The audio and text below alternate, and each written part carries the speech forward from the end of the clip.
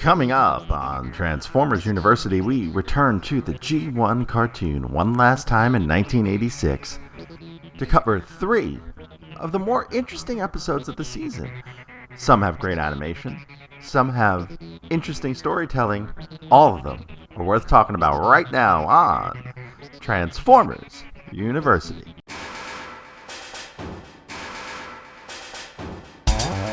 Hello, my friend, and welcome to Transformers University. I am your host, Anthony Brucali, owner, operator, madman behind TFU.INFO, the website, the toy archive, this podcast, and oh so much more. I want to welcome you to episode number 88. When this baby hits 88 miles per hour, you're going to see some serious shit. And in episode number 88, we're going to see some serious stuff. Indeed. Before we get into the 3 episodes we are going to cover today to round out 1986 and the G1 cartoon. And note, I said 1986, not season 3. We'll actually tackle a couple more season 3 episodes in 1987. But before we do that, I do want to read a few things from the mailbag. We've got a couple of emails. Now, I gotta admit, I am not the best at checking info at TFU.INFO. I don't check it nearly as often as I should, and so sometimes some emails do sit for a while. And I want to give a shout out first to Daniel Collis, who wrote in about episode 84, and episode 84 was about the Transformers Universe Profiles book from Marvel Comics. And Daniel here had a quick correction for me, and one I really don't think I knew. So I really do appreciate this, Daniel, so thanks for the heads up. I mentioned in the episode that in the Marvel book for Predacons, the entry for Predacons, that it was the only way to kind of get his tech spec in the U.S. So he did have a gift set here, and he did have a gift set overseas.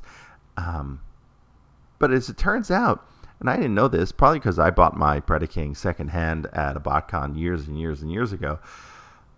In the instruction booklets, his tech spec was there with the instructions to combine him. So there are English versions of his tech specs listed in the instructions. Good to know. So Daniel, once again, thank you for that.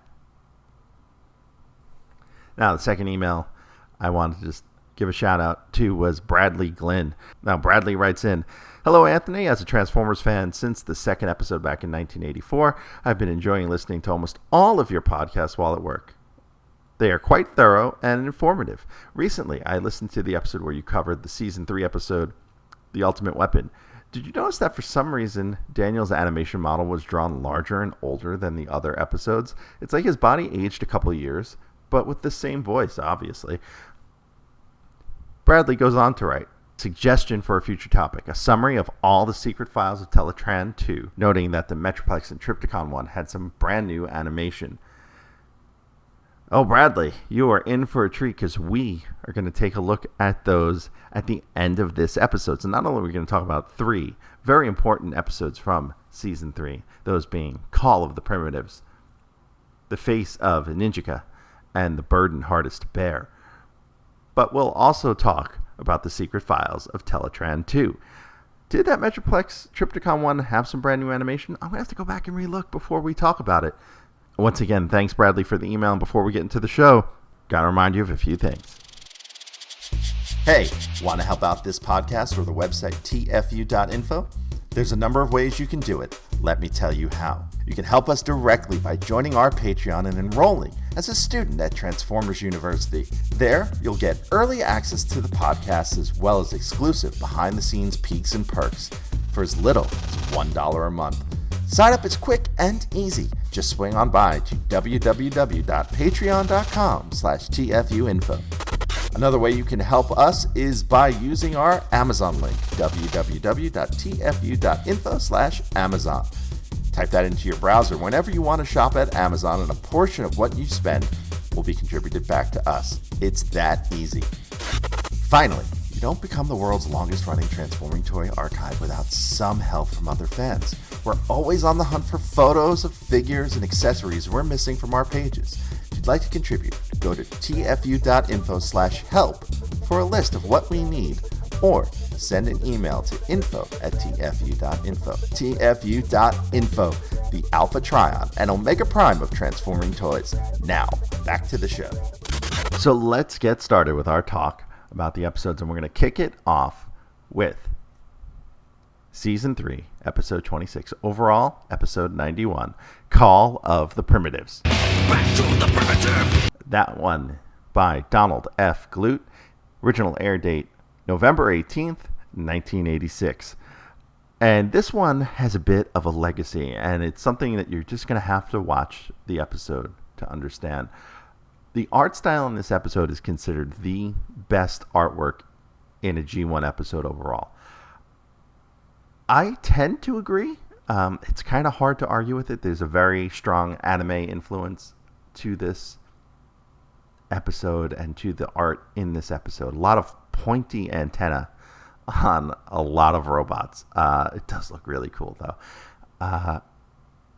And it even starts out with this trippy open, with the birth of something called Tornadron, an energy that is unleashed into space.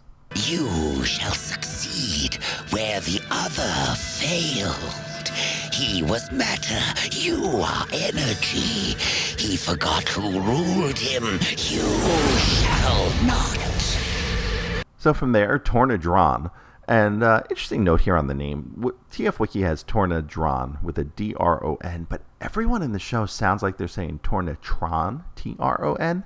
I'm going to default that the wiki has this right, but let your ears decide for you.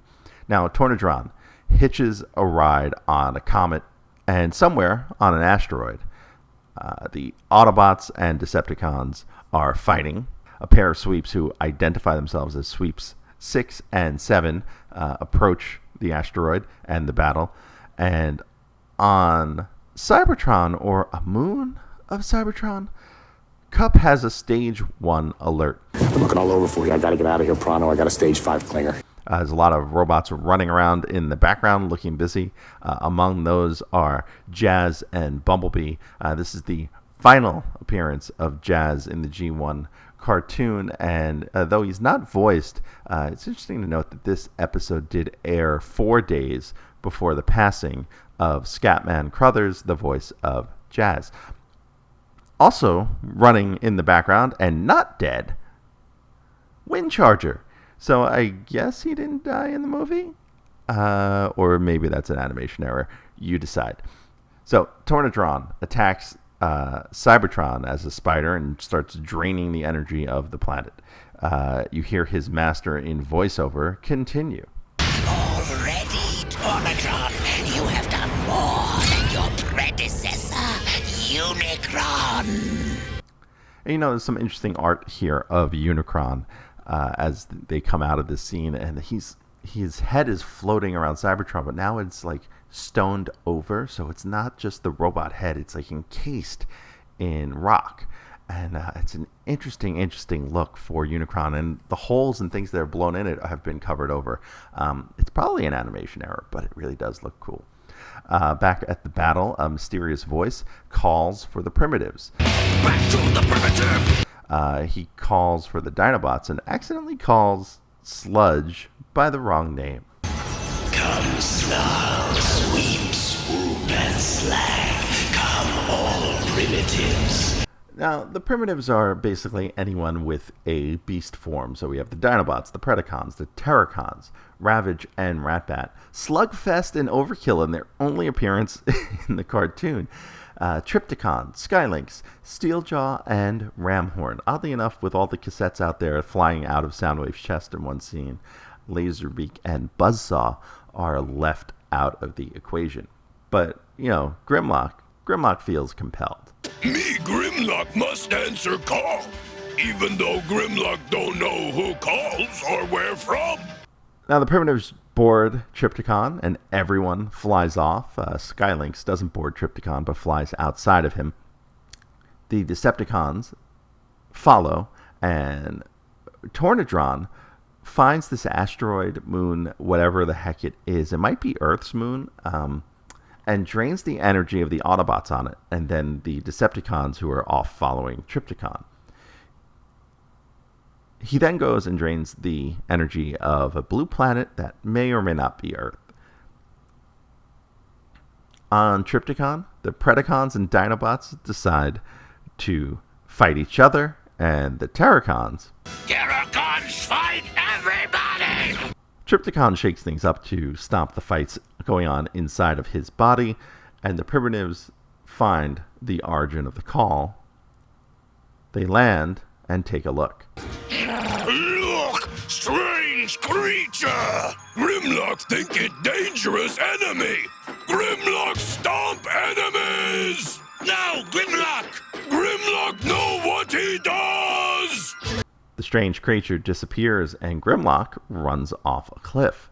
They enter a cave and find the narrator. Now, the narrator is called the Oracle in the script, and he is voiced by Greg Berger. I have summoned you here to tell you a tale of long ago. Oh, me Grimlock love long ago tale. Then allow me to tell it. Near the beginning of the galaxy, an organic being we shall know as Primacron built some of the primitives. As his powers grew, so too did his ambitions.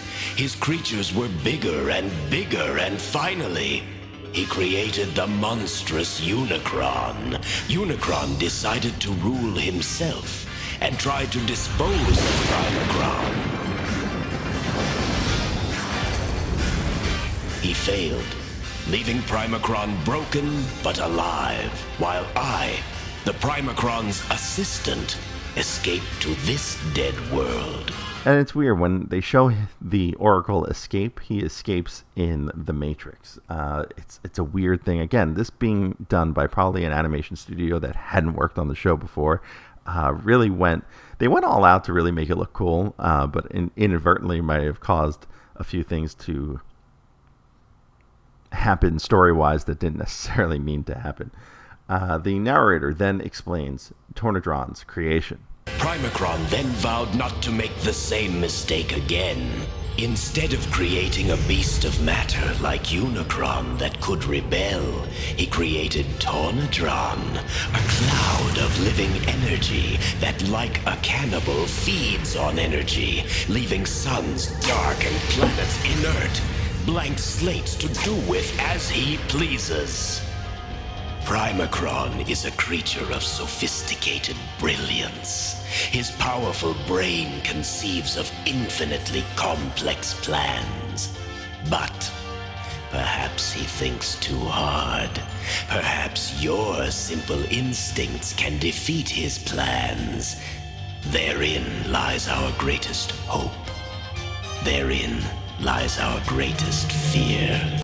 So the plan is to defeat Smart with Stupid? Then Tornadron attacks as a dragon and drains Trypticon. Trypticon falls and everyone tries to get out of the way. And Grimlock is crushed by the fall of Trypticon. Skylink's aggravated at the death of his companion, friend. I don't know if I would call them each other friends, but I don't think Skylinks has many friends. Attacks and is drained, and the rest of the primitives scatter. Tornadron then splits into four. He attacks and defeats the Cassettes, the Autobots, and the Decepticons. As a tiger, he even eats Ratbat.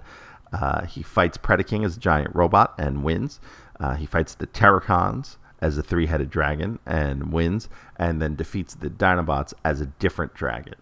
Grimlock then frees himself from under Trypticon and sees Tornadron head for something in the sky. He flies in dinosaur mode, which I don't think we've ever seen, and it's very bizarre looking, and follows him. Turns out Primacron can no longer control Tornadron. Strange! Tornadron does not respond to my commands. I order you to stop, Tornadron! I take no orders from you. Instead, I take your life force. And Primacron there, voiced by Neil Ross. Primacron panics as Grimlock arrives. Grimlock is shocked at how tiny Primacron is, and Primacron just can't figure out how to get Tornadron under control. Grim, he throws a joystick. I've amplified the energy parameters, minimized the drive augmenter, redirected the ion flow. I've tried everything! Me Grimlock solve problem? Ugh. Of course, the reverse switch. Why didn't I think of that? Wait, what? There was just a reverse stick on there that Primacron didn't figure out how to use? Well, Tornadron then flies in reverse over everything he had passed back over before, which means everything comes back to life. The blue planet, the moon asteroid thing, all of the Autobots, all of the Decepticons, Cybertron, everything that we had seen. And Grimlock's happy. Grimlock saved universe! Oh, Grimlock hero! Stop it, you stupid! Why you call Grimlock stupid? You ruined my lab!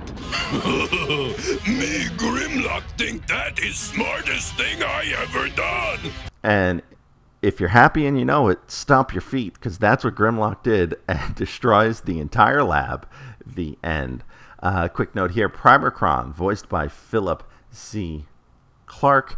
This one, the story is weird because it gives the origin of Unicron. The plot is very thin. It's basically about sending the beasts all to one place to fight this one thing that had a reverse button. And it does kind of set up this weird origin for Unicron that is vastly different than what we'll see in the Marvel comics later on. That said, it is one of the most highly regarded episodes of G1, and it is certainly a must-watch. Now that takes us to Season 3, Episode 27, overall Episode number 92, The Face of the Nijika. And this episode written by Mary Screenies and Steve Skeets. Now, it's the first and only time this pair would write for the original Transformers series. Mary Screenies, a comic and TV writer, wrote 5 episodes of Gem, 3 episodes of G.I. Joe, those 3 being Iceberg Goes South, Bazooka Saw a Sea Serpent, and Red Rocket's Glare. Red Rocket! Come on! She was also co-creator with Steve Gerber, famous Marvel writer, of a character called Omega the Unknown. And Steve Gerber, the late Steve Gerber, was a story editor on Season 3 of Transformers. Gerber would actually go on to base Beverly Switzler, Howard the Duck's girlfriend, on Mary Screenies. She also wrote some comics under the pen name Virgil North, and often wrote with her writing partner, Steve Skeets. Now, Steve Skeets, longtime comics writer, started as assistant editor to Stan Lee, but was so bad at the job that they removed him from the position after 2 weeks and moved him to the role as a writer. He then moved around the comics industry. He wrote Aquaman from 1968 to 1970, The Flash from 1970 to 1972, Peter Porker, the Spectacular Spider-Ham. He wrote the first 7 issues of that, plus issue 10. He wrote the What If issue of What If Aunt May had been bitten by the radioactive spider. And a personal one for me that I really like is that he wrote the first 11 issues in the late 60s of Abbott and Costello comics. I've never read them, but now that I know they exist, I must read them. Moreover, he is known for co-creating the characters Hawk and Dove for DC with Steve Ditko. He also wrote under a couple of pen names, Chester P. Hazel and Warren Saban, and won the Bill Finger Award for writing at San Diego Comic-Con in 2012. Now, for more on this episode, I'm going to turn it over to my good friend, the Salty Seaman, Gabriel Owens. Give me your face. Passed from reviewer to reviewer in a desperate attempt for someone to give a crap about it. Hi, it's the Salty Seaman, and we're talking about Face of the Nijika, which I believe it's, if I'm off, I'm about to watch it here. Definitely up in my list of most forgettable episodes. And I appear not to be wrong about this. I kind of got assigned this one. This batch has a lot more fun episodes, and and Ant just kind of like, I need someone to do this. I was like, okay, sure. Wouldn't have been an episode I picked, but it's one. I think when it first aired, I only caught part of it, and I think I might have been when they were switching to mornings. I hadn't quite figured out how to record, use the VCR in the living room to record it. Or my mom would sometimes just forget and change the channel back to the news or whatever. What is this garbage you're watching? I want to watch the news. Are you making headway at least? This is the news. Having a couple episodes, but I remember, I definitely saw it a couple times in the various reruns over the years. In my rewatchings as adults, I'm pretty sure we went through it with my son when he was in the Transformers and he was much younger. But yeah, I don't remember anything. I know it's Perceptor and there's a face, and man, I just never remember this friggin' episode, and like it never sticks in my head, and and it just it seems. And even Ant was like, he completely forgot about it. He said he just rewatched it and it's good, but yeah, I don't have any memories of it. So this will be fun. Let's see, Face of the Nijika. I gotta say, everything's agreeing with me. I'm having the damnedest time playing this friggin' episode. I downloaded a copy. It's how I usually do from the interwebs. And it gave me like a 10-minute clip for some reason instead of the full episode. And then I was like, wait, there's got to be a better way to do this. And like, oh yeah, so it's on. Try to go to Hulu, and it's like, oh, you need an extension. And then I was like, oh, it's on Tubi, and I have a Tubi account, so here I am. But for some reason, it skipped over. It went to a much more popular episode, The Return of Optimus Prime. Even Tubi was like, "No, you don't want to watch this. You want to watch this one." So I thought that was kind of funny. So the episode starts off. We have the Autobots on an undefined mission of some sort, and it's kind of a Star Trekian thing. They get an unusual signal from the quadrant. Blah blah blah. We've got Ultra Magnus, Rodimus, Blur, and Perceptor, and they are right away. I believe where they're sitting seems to switch around a little bit, and Blur's kind of wandering around, talking very fast. It looks. It's a basic. We have a very weak setup for this plot. Here we're going to go. Let's see how much of this I remember. So it turns out to be, looks like the Quintessons and Galvatron and his guys are having a little scuffle. And Rodimus decides, well, hey, this is some affairs we should be meddling in as well. It probably affects us. And then we switch over to Galvatron, who starts off the episode great. So far, actually, there's a couple of bits I'm liking here. One, before I forget, Skylink's wonderfully vain. Really, really enjoying so far him.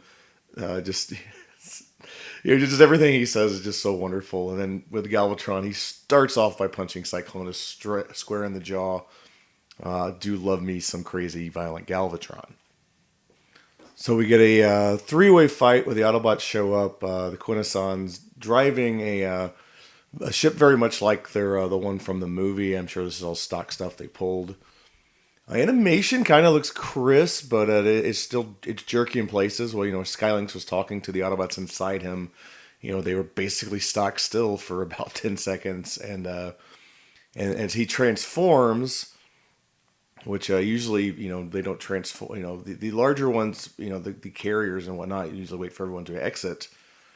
And I always assumed that was because there's a lot of stuff moving on inside of them that would squish everybody. But in this case, no, that he fully transforms. And everyone exits through Skylink's mouth, which is never shown to be big enough to do it, and the animation is really, really cheating with it. But it still looks kind of cool. Like it's just the models are really sharp and kind of fun.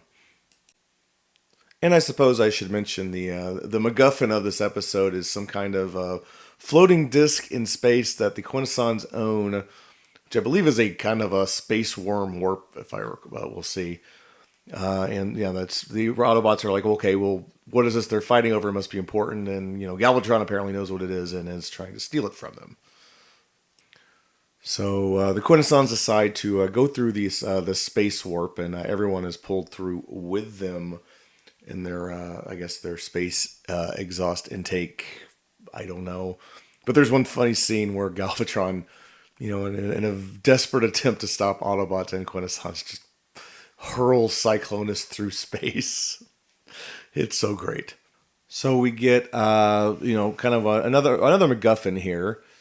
That the Quintessons ship gets junked and they can't go back through the warp without fixing their ship.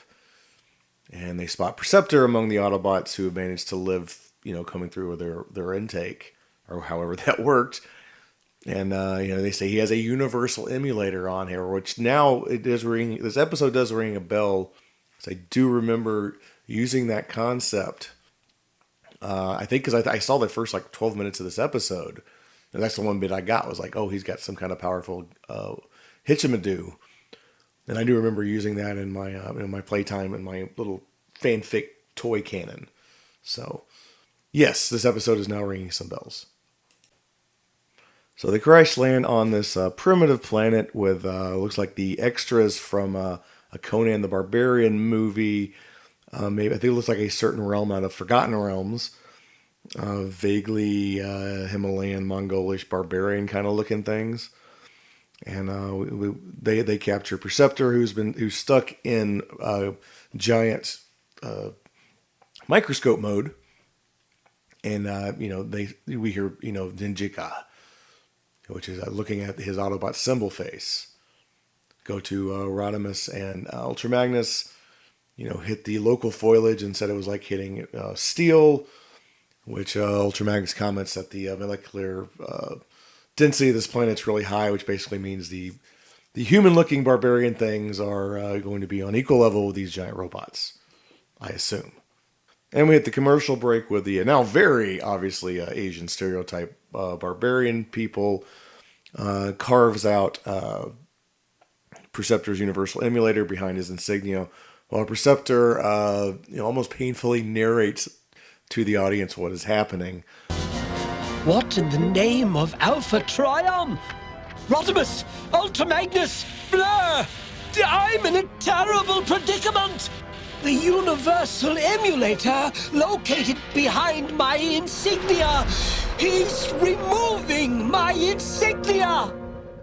We get the idea. Thank you, Perceptor. So the barbarian Asian-looking stereotype goes to another, like a geisha, like some kind of automaton, obviously in geisha stereotype. Boy, this episode is full of a lot of them for supposedly being on an alien planet. But basically, he takes the emulator and the Autobot and Perceptor's Autobot signal and puts it into her face. A little body horror for some people. I could see this probably disturbed a lot of people. Poor Perceptor, being stuck in a defenseless mode, just having crap ripped out of him, then just being stuck on the face of this thing. I mean, this is a little creepy, and, leads up to, of course, the Quintessons want it as well, because they want to power their ship back home, so send down the Sharkticons, who end up in a brawl with our Asian barbarian Tinkerer here. And yeah, this guy's tough. He runs off a pack of Sharkticons like they were scalded dogs. But also through season 3, the effectiveness of the Sharkticons has gone increasingly down since the movie. But suddenly, once he runs them off, the Nijika speaks in Perceptor's voice, and he seems very, very surprised by this. So then we get cut to Ultra Magnus, Rodimus, and Blur. Blur took the fall the worst. He had a boulder, which he says, if he thought the trees were bad, he should have felt the boulder, so his back's pretty screwed up. And he's complaining because he can't be his normal fast self. He even slows down his speech for a little while and sounds like regular John Machida, which is I kind of like. Go find Perceptor. You fix him, maybe he can fix me. So they determine, he's like, go on without me, find Perceptor. He can fix me. He can probably help fix me once you get him, basically. And, as soon as, I guess it was edited for time, but, the way it's cut, it's so bad because it really looks, it's literally, as soon as Rodimus and Magnus walk off screen, the barbarians walk on, and somehow, they move so quickly away from Blur. They didn't hear any of this. And, of course, Blur is in bad shape here, and we already saw how tough these guys are, so does not look good for our favorite fast-talking speed racer. So we cut back to Preceptor Nijika trying to get exposition out of the Tinker Asian Barbarian, who proceeds to tell throughout the episodes they do not look at the Transformers as something they didn't recognize. They recognize them and they hate them. They've been calling them these devils things, and now we get into the origin of their distrust and hate for the Transformers, or at least robots not like them. Tell me more about these devils. It was long ago that they came. In the days when our city of Tozin itself shone bright as a star, and our guardian, Koduri, had not yet descended into slumber, my ancestor, Nikodon, had invented a flying tower. And now, with the aid of Kodori, the Zamorjan people will take their first step to the stars. I wished to ride the tower myself, but the Ibaris would not allow it. So, Nikodon has also created our first Voyager, Nijika, the Sky Dancer. Nijika, I'm never going to say this right. The ninja, I always said Face of the Ninja as a kid. But anyway, it was it looks like some kind of automatron they created, and on their space takeoff, the Quintessons attack. So that is where the hatred seems to stem from, and we see a rare bit with the Quintessons, being directly combative. They're on these hover skids with cannons on them. They're coming in, shooting up the place. So I thought that was pretty interesting. So Preceptor explains that their devils aren't really devils. They're in fact aliens called Quintessons, and they were trying to halt their evolution for reasons with a capital R. And they ended up setting them back thousands of years apparently using their wormhole disc thingy. Quadrant Lock. That's the name of the MacGuffin. Thank you, Cyclonus. So we cut to Rodimus and Ultra Magnus driving along, toot toot toot. And they run into some of the barbarians who call them Devil Spawn, because they haven't got the word yet from Preceptor Nijika. And they just start hitting them with their maces and clubs and whatnot, and a hammer. And Rodimus in Space Winnebago mode goes off the cliff. And we see I think, a very kind of rare separation. Rodimus and his trailer. I'm trying to remember if it ever got, the combat deck in it ever got used. Like Prime's did. But it does disappear and goes off screen to, subspace or wherever. Just like Prime's. I just thought that was kind of neat.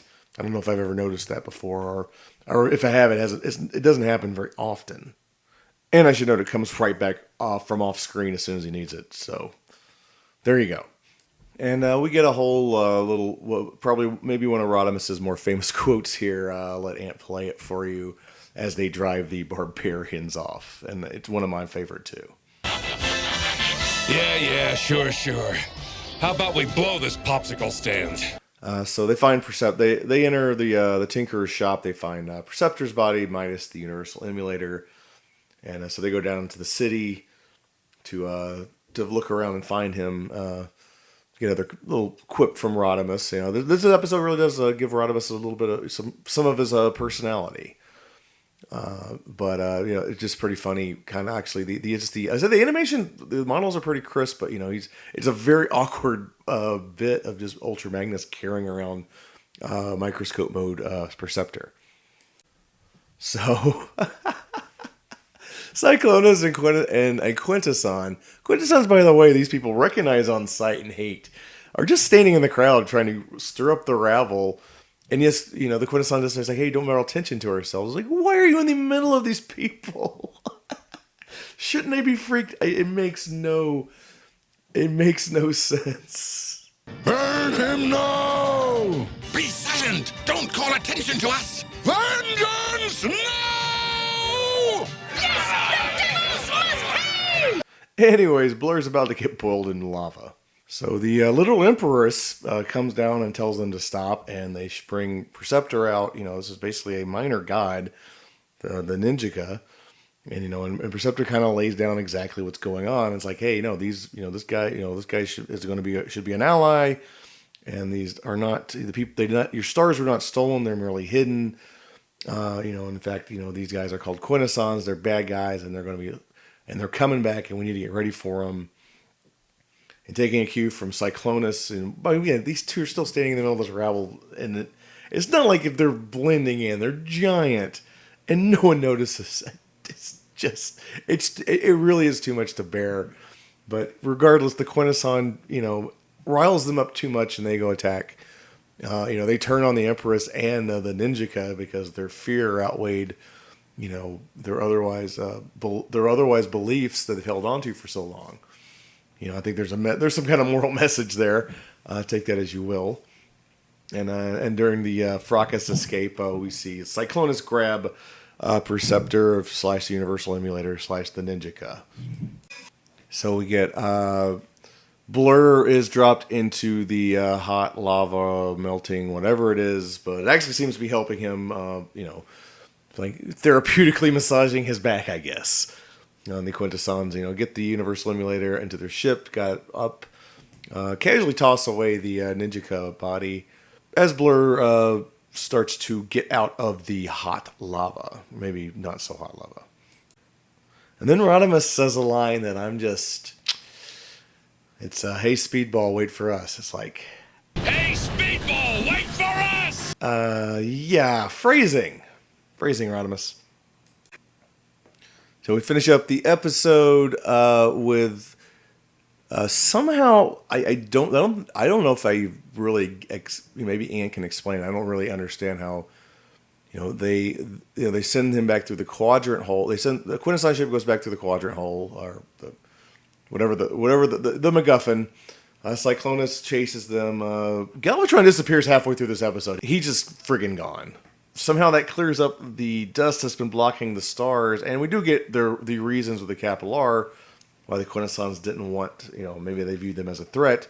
They have a telepathic power that is powered by starlight, and when the dust up they kicked up, I guess, I'm guessing the quadrant ring thing sucked it out, I guess. I don't know. It doesn't make a lot of sense. Anyway, but Perceptor's returned, and, the people of the world see the truth, and they're happy to have their power back. We never figured out exactly how the Autobots get home. Maybe it's in the next episode. I don't think it is, though. Anyway, fun episode. It really is a good episode. I don't know why it's not like nothing wrong with it. There's some fun stuff. I said the animation models are really crisp. It is herky jerky in places, but for season 3, it's not bad, and it's a fun little different kind of episode. A very Star Trekian feel to it, I'd say. Anyways, fun episode, and back over to you, Ant. Thanks, Gabe, and you can catch Gabe over at his channel, The Salty Seaman, on YouTube at youtube.com/recharge138. Now, a couple things Gabe pointed out that he wanted me to touch on, and some things I wanted to touch on as well. Just some cool sound bites that I wanted to work into this show. First off, when the Autobots crash on this planet, the natives, they notice. Behold! Fire in the sky! Come on, guys, that's the wrong episode. I also wrote in my notes they were samurai Vikings. So take your pick on how you want to visualize them, or just go catch the episode. Now, speaking of samurai Vikings, the blacksmith tinkerer, as Gabe calls him, had a name. His name is Katsu-dan. Also worth noting, the performance of Roger C. Carmel as Cyclonus in this episode is great. Now, it's not his final role. He did record a few other shows before his passing, but he did die 9 days before this episode aired. And with Scatman Crothers, those are the two actors from the cast that passed away before the show finished. Now, going to the end of the episode, yes, the ending is a little weird and confusing and doesn't really properly explain itself. But I figured, you know what? Let's let you figure it out for yourself. Incredible. They have a telepathic technology. Powered apparently by starlight. Small wonder the Quintessons wanted them locked away. In time, their capabilities will be as limitless as thought itself. Now, finally, at the end of the episode, Skylynx arrives to pick up the Autobots, and Katsudan has a promise. You and Nijika will meet again, out among the stars. You know, my thoughts on this episode is it's a hidden gem. It's actually really, really much better than I remember it. There's a lot of really neat world building. This planet that they land on is just really cool. They ride lizards. The lizards have individual names, so they're kind of like pets as well. And the humanoid forms here are clearly about the size of the Transformers, so that it makes them similar in stature and strength. So it's a neat place that eventually will get touched many, many years later in a Japanese comic, but it's part of the lore, much like Season 2 and Season 3, that rarely gets re-explored, and that's quite the shame. And that takes us to the final episode we're going to cover in this episode of Transformers University, and that is Season 3, Episode 28, overall episode number 93. The final Season 3 episode to air in 1986, The Burden Hardest to Bear. And this was written by Michael Charles Hill. And for more on this episode, we're going to join the host of Radio Free Cybertron, Brian Kilby, as he takes us to a Transformers adventure in Japan. Hey, this is Brian Kilby, and I am talking about the Season 3 episode from November 1986, The Burden Hardest to Bear. So, I fully admit that I approached Generation 1 in context of my childhood. And in hindsight, most of G1 is not that great. And this is an episode that I have built up in my head over the years as being more consequential than maybe it really is. It does add some dimensionality to the myth of the Matrix, or the basic ethos of what the Matrix is and how it works. But realistically, more than anything, what this does, it really adds to the character and really speaks to what I like most about Rodimus Prime, and why I think Rodimus Prime is still the best leader of the Autobots. I would say this is really more of a second tier Season 3 episode. Again, I love Season 3. I think Season 3 is the best Transformers fiction that's been on television, with the exception of animated Beast Wars, and I'll say most of like the last back half of Transformers Prime. But generally speaking, I still prefer Season 3 and its sort of science fiction futuristic quality to most everything else Transformers related. I love Season 3, but this is a second tier episode. For me, my top tier are episodes like Web World, Fighter Fleet. I love Fighter Fleet so much. Anything involving Octane is excellent. I love the Ultimate Weapon, but going back, I don't know that the Ultimate Weapon carries as much weight even as this one does. But it's a favorite of mine, and I love these episodes dearly. So I'm going to go through what sort of happens in the episode and provide some commentary along the way. I think, like I said, going through this, it's less consequential as far as Transformers continuity goes than I initially first thought. It's been years. Gosh, it may have been 20 years since I've watched this. It's probably been since the 90s. I haven't watched this probably since about 1997 or 1998 until this morning. But so basically the episode starts off with Broadside battling Devastator in Asia. And of course, the Autobots protect. Some humans are in danger. Broadside scoops them off to safety. Then we move to Astro Train, about to plow into a passenger train on a track. The aerial bots show up and basically shoot him off the track with just a barrage of fire somehow does not damage the train track in any way, and the passenger train is able to go on. So basically what they're setting is, they're wreaking havoc in Japan is basically what's going on. Defensor is battling Bruticus, which I love when Season 2 characters like this show up, especially Defensor and Bruticus, because they're so great. Cyclonus and the Sweeps intervene into that battle, shooting Defensor. Then Cup and Hot Rod, who are riding on Skylinks, and of course, I love Skylinks, they join the fray and, basically break up the fight. They basically land or wind up outside of a dojo, which we see the sensei speaking, sagely to his students. And they walk out, and Rodimus asks if everyone's okay. We'll revisit this dojo later. Hot Rod is called to the Imperial Palace, of course, because in this future, the Autobots are really citizens of the world. In G1, you see Optimus Prime interacting with world leaders and such, but in that case, they're still more or less newcomers. The Autobots have been on Earth now at this point for like 20 years. They're almost like their own government.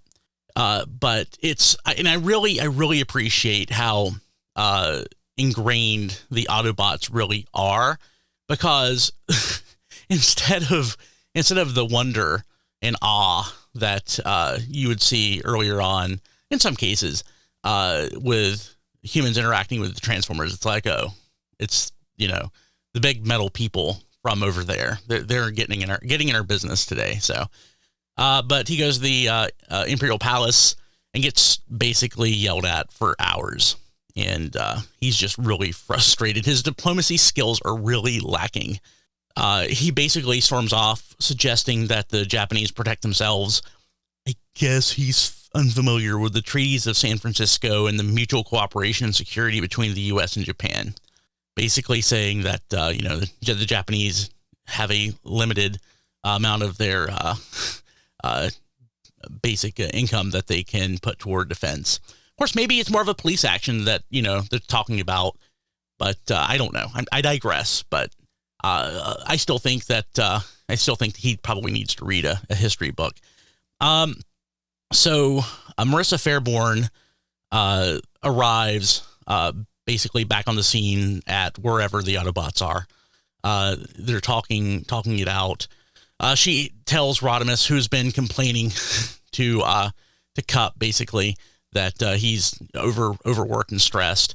But Marissa says that the Earth Defense Force needs help, and Rodimus basically gets pissy and drives off. Give me a break, will you? Since when am I the only one who can solve everybody's problems? But you... Just leave me alone! Cup tells Marissa about the Giri, or the burden hearts to bear, which is not apparently the appropriate translation for that word. In fact, I had a friend at work named Giri, and I wish I'd known the meaning of his name. I would have blown him away by telling him that, but he probably knew.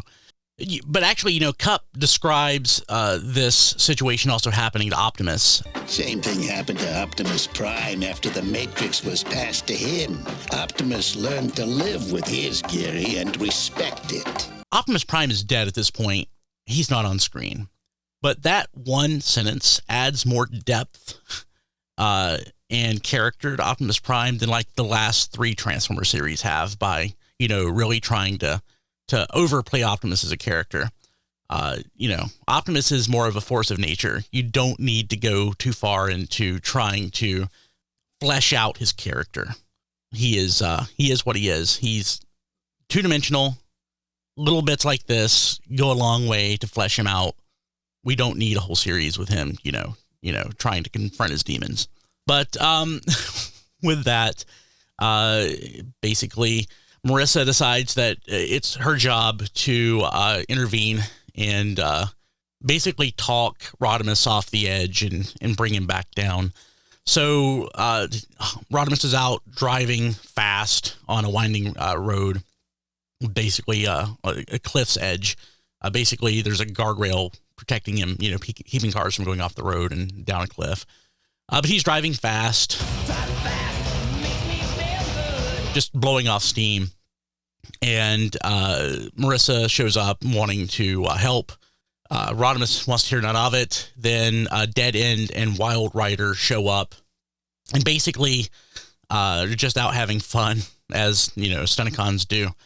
And Rodimus challenges them to a race. They are more than happy to oblige. Marissa follows, gets oil slicked for her good deed, for her efforts.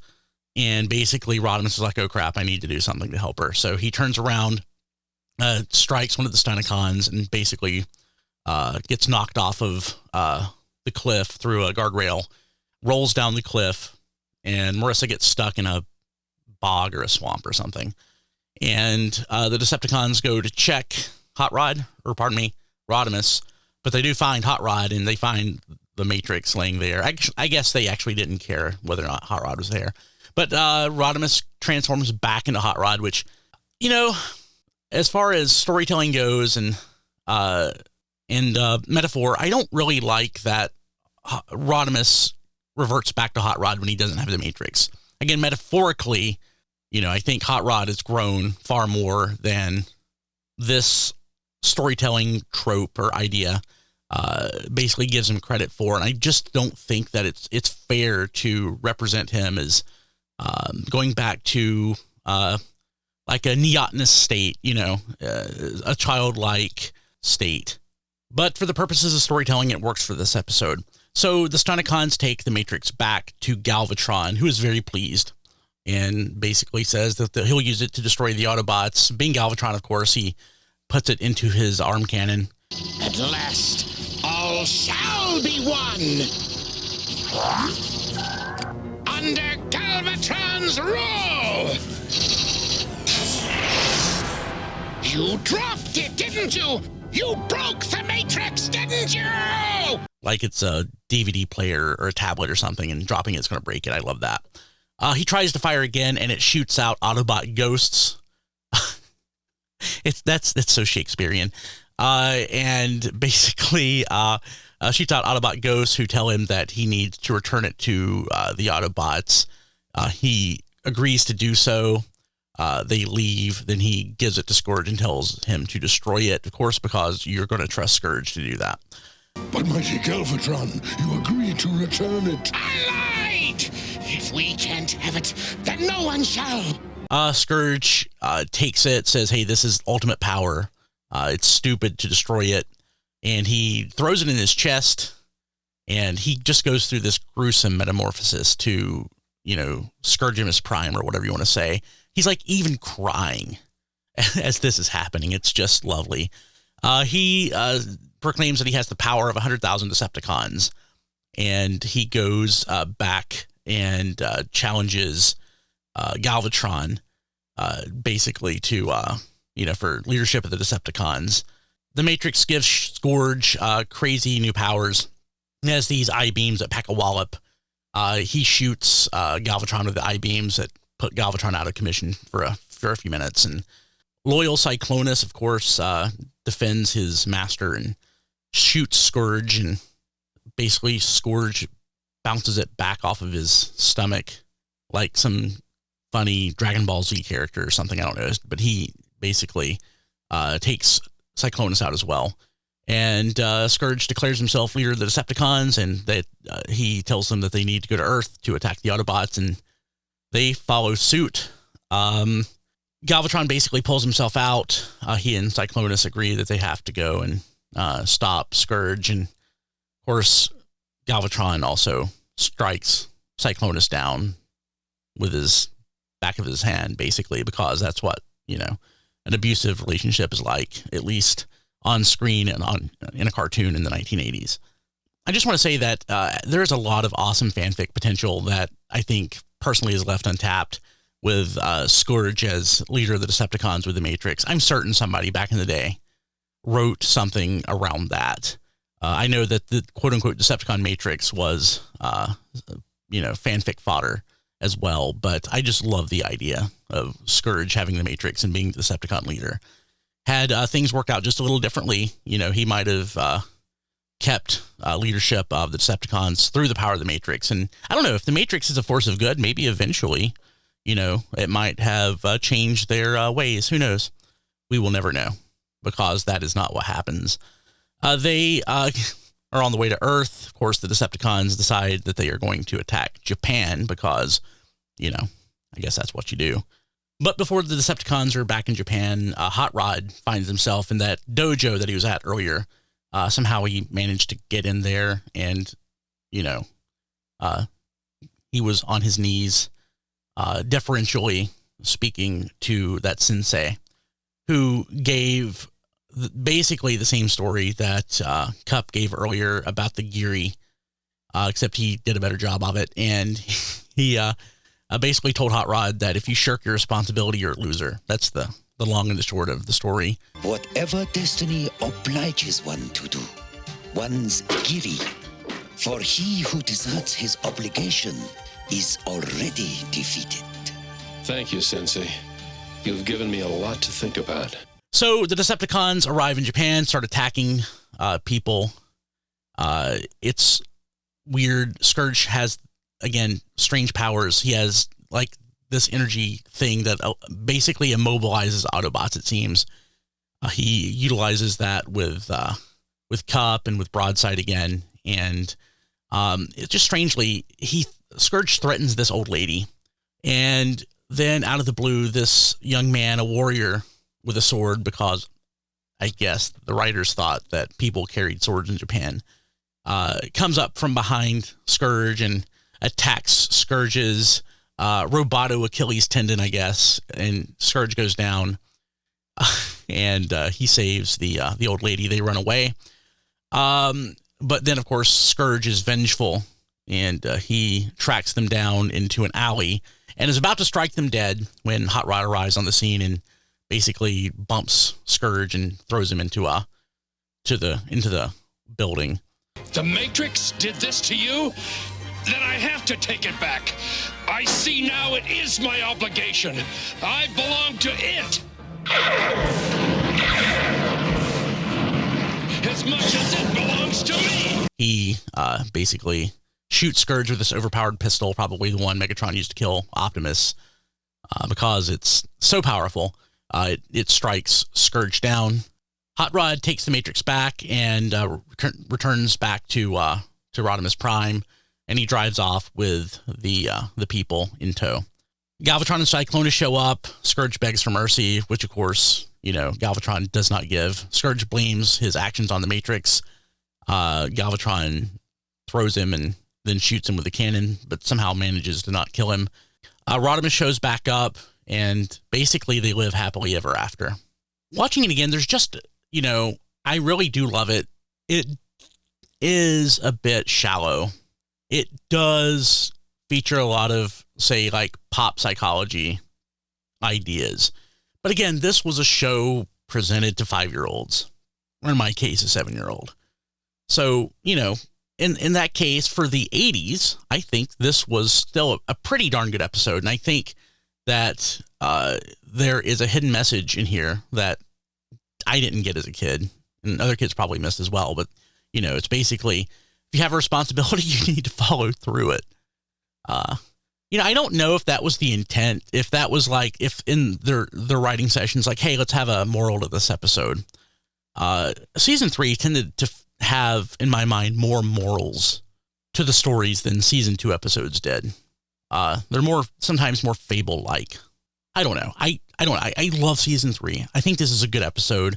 It's pretty emblematic of season 3. Season 3 is a little more heady, a little more cerebral than, it's a lot more cerebral than season 2. And this episode deals more with the battle within than it does a battle of actual Decepticons. Decepticons are, I was going to say in this episode, but in a lot of episodes, the Decepticons are really plot devices, and that's really more than normal. That's what they are here. If you haven't watched it recently, I think you should check it out. I don't think this is the first season 3 episode you should watch. If you just want to watch one season 3 episode, I would probably start with Web World.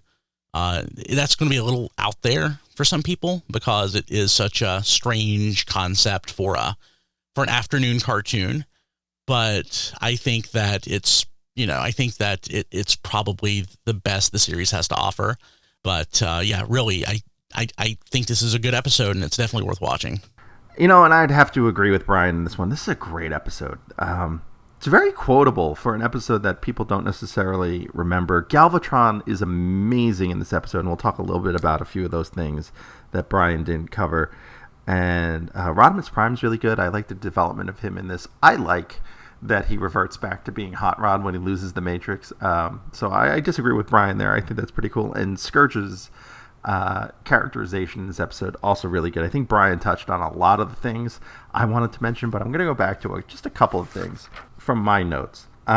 First thing, early on, when Defensor is fighting Bruticus, there is some harm coming to the people of Japan, and for whatever reason, this soundbite of Defensor yelling at Bruticus just always sticks in my head. No more, Bruticus! No more harm will come to the humans! Humans is just such a weird delivery, and I really find that amusing. Giri actually means duty, according to the folks over at TF Wiki. So that means cup probably meant the word gimu, which means obligation. So Rodimus Prime, he does not like his duty. He likes to stop at the duty-free shop. I like to stop at the duty-free shop. I like to stop at the duty-free shop. So, Brian mentioned the ghosts of the Autobot leaders demanding that Galvatron return the Matrix of Leadership. And I didn't put the sound in Brian's segment, but I do think you need to hear it. So here it is.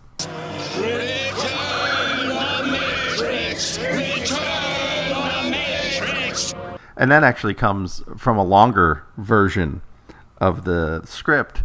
The rest of that was actually, please be kind. Don't forget to rewind. Late fees are $2 a day. $2 a day. One of the other bits of Rodimus Prime characterization in here is as Hot Rod, being a youngster again. He really does not want any of that responsibility of the Matrix. And he goes on another rant. There are a couple of really good Rodimus rants in this episode. And the rant in the middle of the episode is actually pretty good. Check it out. I'm telling you, all of you, that I'm sick of being responsible for the preservation of the universe and its outlying suburbs. Day in and day out, punch this Decepticon, bash that Decepticon. What's the point? This has been going on for a few dozen millennia now, and I don't see it changing, do you? You want the Matrix back? Swell. Go get it, but find some other sucker to carry it. 'Cause I quit. And that will wrap up the burden hardest to bear, but we do have a little bit more to talk about. The Secret Files of Teletran 2. Now, the Secret Files of Teletran 2 were the last segment of every episode in Season 3.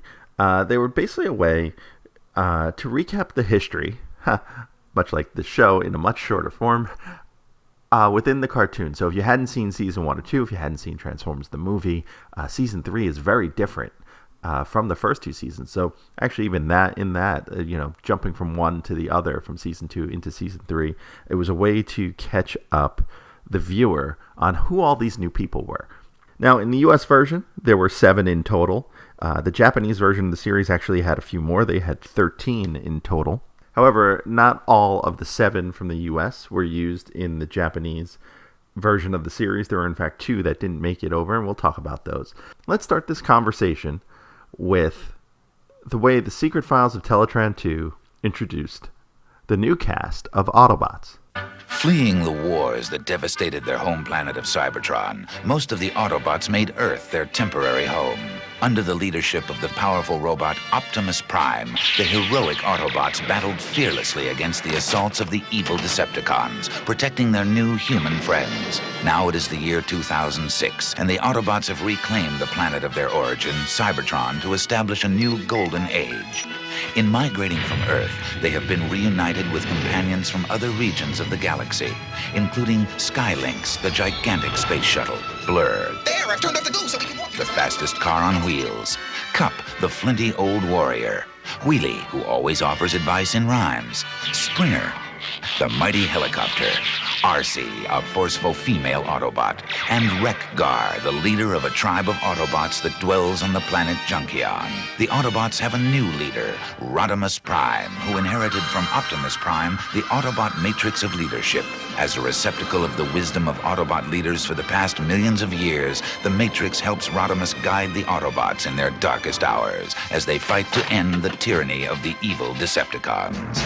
I like that clip, and it's a great way to kind of get an idea of who everyone is in a really quick, short amount of time.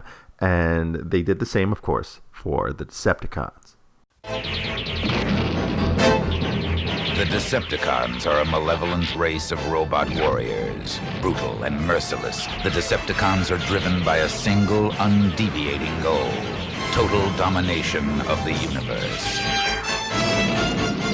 In the war that raged between the Decepticons and Autobots for millions of years, their home planet of Cybertron was drained of its once rich sources of energy. In hopes of finding new reserves for making Energon their basic fuel, the Decepticons followed the Autobots to Earth. Huh? What is it? Laserbeak. Prepare for flight. Operation Destruction. It's firing up! Under the leadership of the ruthless Megatron, they continued their efforts to destroy the remaining Autobot forces.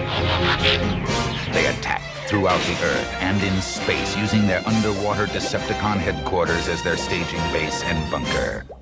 But by the year 2000, the Decepticons had proven to be the losers of the last great war. In an attempt to bolster the Decepticon strength, the evil planet-gobbling world Unicron reformed Megatron into a new robot named Galvatron to lead the Decepticons in a new era. Now, in 2006, the Decepticons have retreated to a burned-out hulk of a planet called Char, a world of ash and ruin. Galvatron and his Decepticon lieutenants, the sleek and awesome Cyclonus, and the mighty Scourge, the master of the dreaded sweeps, strike fear throughout the universe. Their ultimate goal, to reconquer Cybertron and destroy the Autobots. Now, from the Autobots and Decepticons, they jumped into some of the side teams as well. So we have one about the Predacons. Like the untamed forces of nature, the Predacons are ferocious animal robots who lash out with fury. Swift, savage, and always relying on animal instinct, the Predacons explode into action. There's Dive Bomb, the eagle who can spot a target from a mile up in the sky. Rampage, the tiger who can leap 500 feet. Headstrong, the rhino whose horn can puncture 8 feet of solid rock. Tantrum, the buffalo who loves to use brute force. And there's the Predacon commander, Razor Claw, whose claws can whip through steel. Together, they combine into a hair-trigger horror, the giant robot Predaking. Predacons merge to become Predaking! As a warrior, Predaking has no equal. As a weapon, he has no known weaknesses. He can lift 500 tons without even straining a circuit. With the help of the Predacons, no planet is too wild or untamed for the Decepticons to conquer.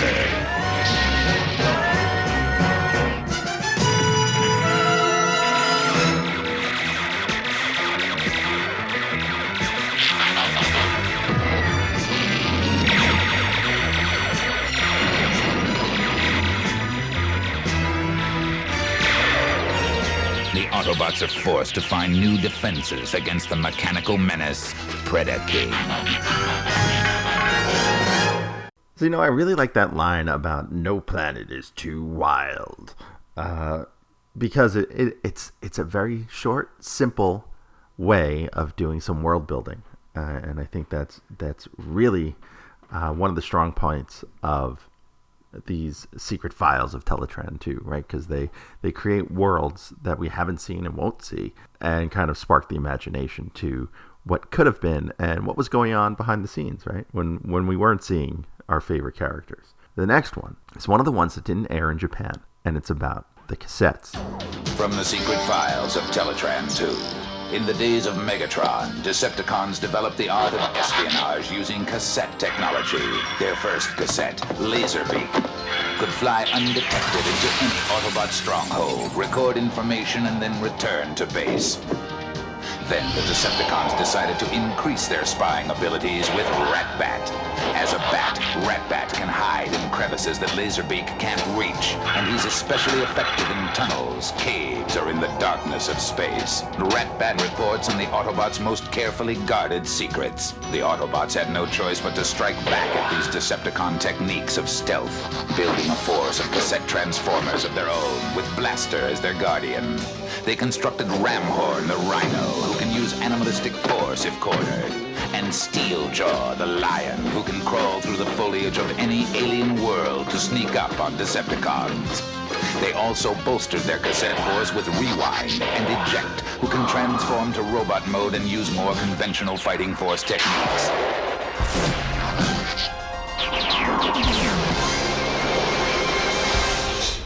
I like this one because it shows both the Autobot and Decepticon cassettes. Rat-Bat gets the most characterization here in this one. And one interesting note from the video portion of this, when they mention Eject, they show Ramhorn in cassette mode during this segment because Eject barely appeared in the show. Moving on to the next clip, this is one of my all-time favorites, and this is on Ultra Magnus. From the secret files of Teletran 2, Ultra Magnus is the most mature spokesman for the Autobot cause. As a soldier, he is always practical and serious. Move out, but be careful. And he is so loved by his fellow Autobots that Wheelie and Daniel traveled millions of miles to the Autobot Records asteroid just so they could find out Ultra Magnus's birthday. In his vehicle mode, Ultra Magnus is an armored transport truck, a machine with magnificent fighting skills. His enemies, the Decepticons, respect his courage, but most of all, they fear Ultra Magnus's spirit of self-sacrifice. Wheelie! He always thinks first of the welfare of his fellow Autobots and his mission. Forget about me. The shuttle has priority. The peace conference depends on it.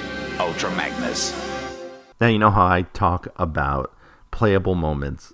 This whole segment made me want that Ultra Magnus toy, and totally had me replaying moments just from this and wanting to see the birthday party episode, which I don't even know if I saw until I was an adult. This one actually pretty much tells you the entire story of that episode, but it's such a great just entryway into that character. And the Ultra Magnus piece also did not get used in Japan, but one that did get used in Japan is this one, featuring Metroplex and Trypticon. The volcano headquarters for the Autobots on Earth was destroyed in a Decepticon attack. Now, in the year 2006, Autobot City has become the new Autobot Earth base. Autobot City is also a transformer known as Metroplex, with the capacity to transform from city mode to a battle station or to a giant robot. Metroplex is the Autobots' last line of defense, the robot they depend upon when all other options fail.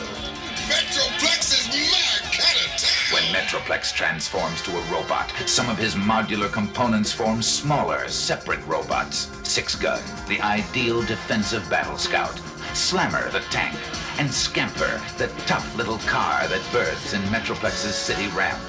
To counter the power of Metroplex on Earth, the Decepticons have built Decepticon City, known as Trypticon.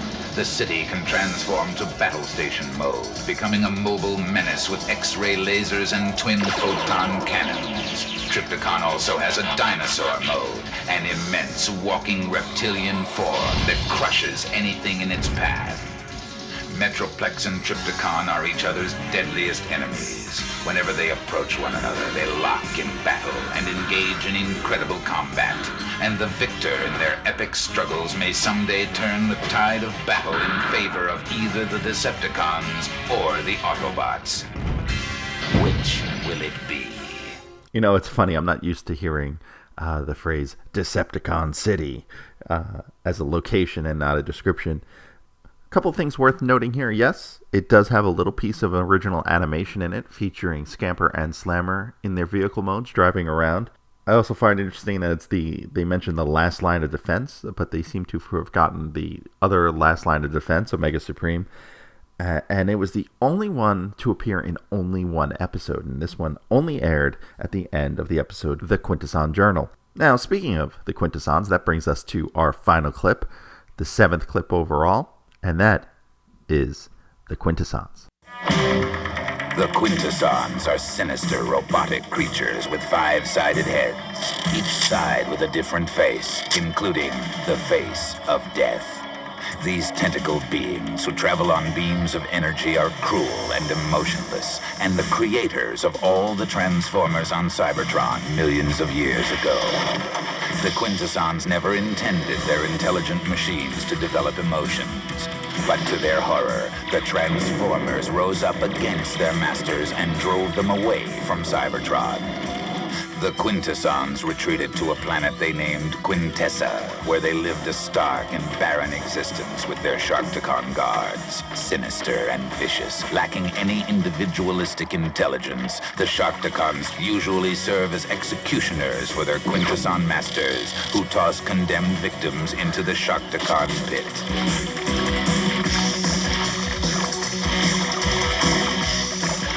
What is that?